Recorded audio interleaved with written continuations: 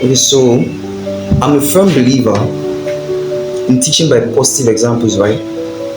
So what that means in simple terms is that you focus on what you should do than on what you shouldn't do.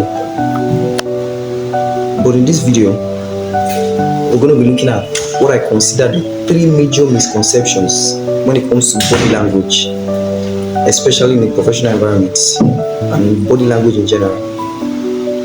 Right, so without any further ado, we jump right in. The first misconception when it comes to body language is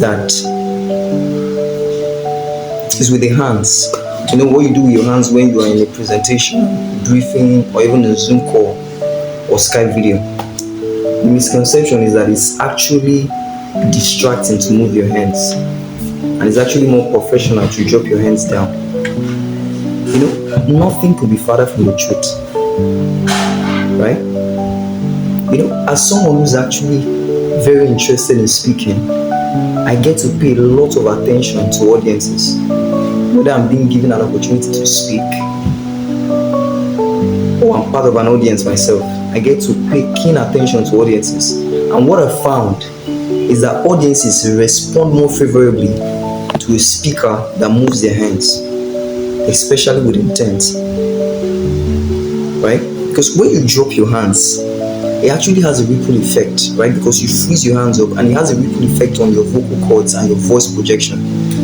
So you will never go wrong moving your hands, especially with intent, right? So big misconception right there. It's actually not distracting to move your hands. It actually makes you come across as more credible and competent, right? Number two misconception is with poses, right? Is this belief that before you speak, there are certain poses that you take on that makes you appear more comfortable, confident, and commanding. You know, from a professional standpoint, that is absolute rubbish, right? Because here's the thing: if you have nothing interesting to say and you do all the body language, all the poses to psych yourself up, when you come before your audiences, you will surely tense yourself back up. So the solution is actually not to find cheap ways to psych yourself up. It's actually to prepare and come up with something interesting to say. So big misconception there. Prepare adequately for your talk. If you have nothing interesting to say, no amount of body language or poses to psych yourself up would help or do the job for you. You have to prepare. Then number three, body language misconception out there, and I think this is the most important, very, very huge. You should take this very seriously. Is that somehow for every form of communication, that 93% accounts for body language and what you do with your body, and 7% is what you say, your words and your actual content.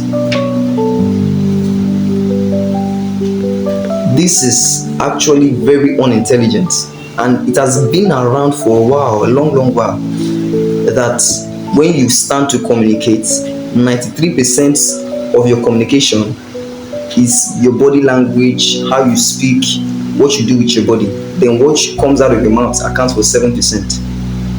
That is so false and unintelligent. Now here's the litmus test, the ultimate test. If you say that 93% of all communications is body language and what you do with your body, so what that simply means is I can deliver a sales presentation to somebody who does not understand my language, or there is a language barrier, and the person will still get everything I'm trying to say, or at least 93% of everything I'm saying, because quote unquote 93% of all communications is body language and 7% your actual words. Does that make any sense?